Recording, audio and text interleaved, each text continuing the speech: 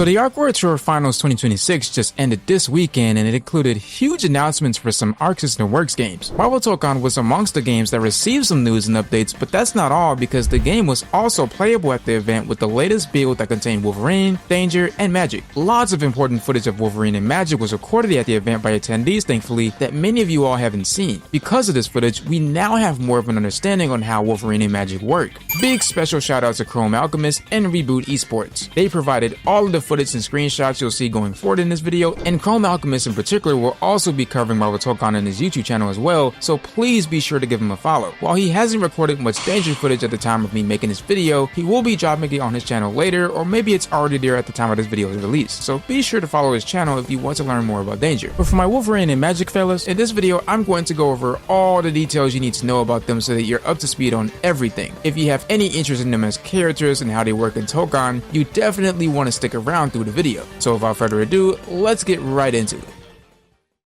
Wolverine.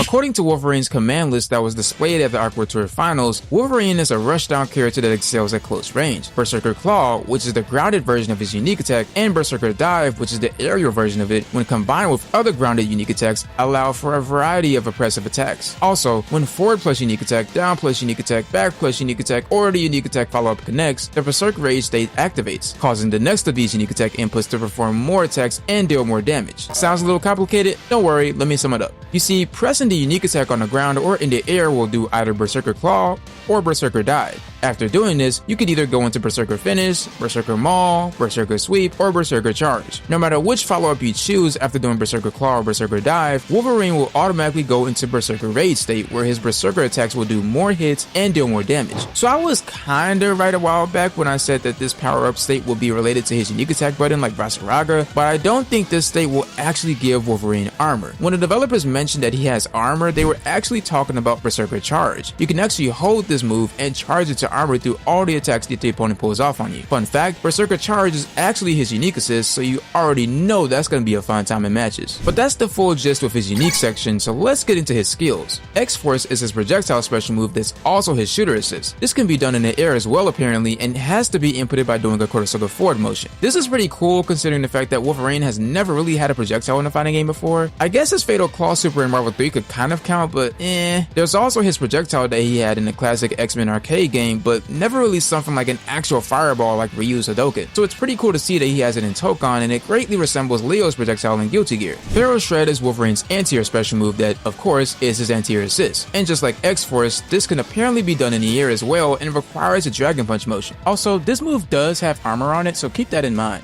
Eviscerate is his forward advancing special move. It has different speeds depending on the button you press, and he can kind of just zoom around the screen with it. Not only can you combo into it, but you can also approach the opponent with it very quickly and call an assist to keep yourself safe so you can continue pressure. Just like the anti-air special move, this move also has armor on it, but I believe it depends on which version you do. From the footage I've seen so far, it looks like the medium version has armor on it, so keep that in mind. And finally, Weapon X is his jump overhead special move. This has to be inputted by pressing down on the D-pad twice, plus any attack button. It's a great way to surprise the opponent if they're blocking low too much, and it can also finish combos. As for his supers, Adamantium Rave is a super skill that is invincible to attacks, and his ultimate skill, Savage Instinct, is also invincible to attacks. Both are typical supers that deal tons of damage and don't side switch actually. So if you're ever scared of doing these supers because you don't want to take your opponent out of the corner, don't worry, these supers don't do that. Alright y'all, let's talk about the highly anticipated Magik.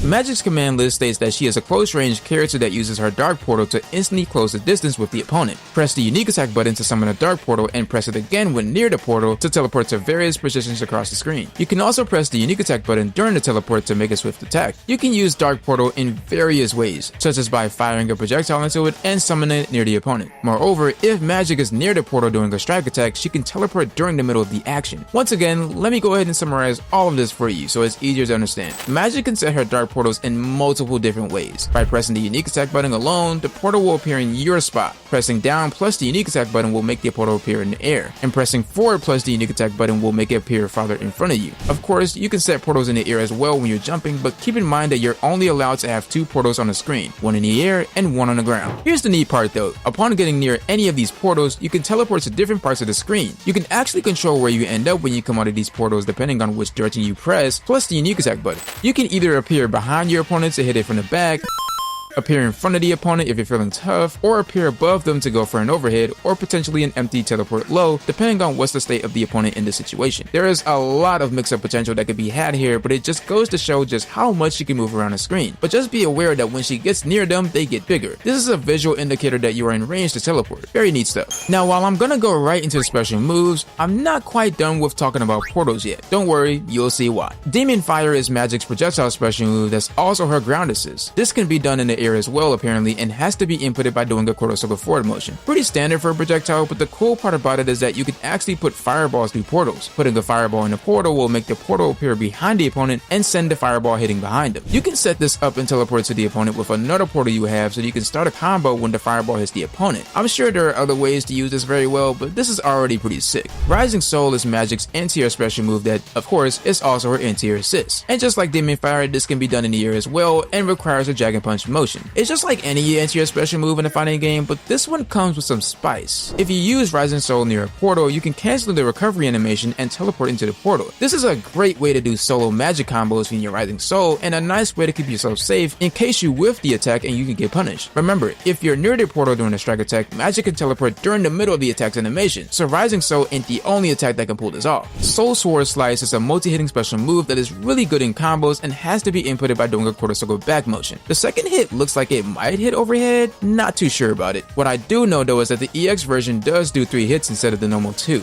And for her final special move, Demon Flare is a pillar of fire that comes out on the ground that is inputted by pressing down on the D-pad twice plus any attack button. The light version goes a little bit in front of Magik, the medium version goes farther, and the EX version brings out 2 pillars in the center. And if you're wondering, yes, you can put pillars through portals and it will automatically track to wherever the opponent is at. Oh, and did I mention that her unique assist is pillars? This character, yo, I genuinely don't think we're ready.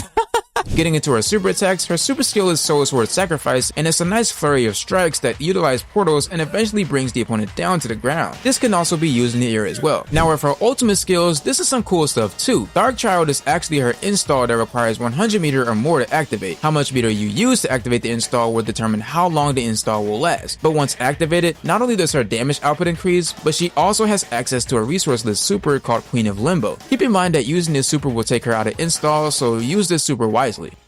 But that's all the analysis I have for you today. I know some of you danger enthusiasts might be saddened by no danger explanations from me, but I promise that Chrome Alchemist is the guy you want to go for any questions and thoughts you might have. Had a very fun time making this video, and if you enjoyed it, be sure to like, subscribe, and hit the bell icon to keep up with me as I make Marvel Tokon content weekly. And so with that said, as always, from me to you, hope you have a blessed day.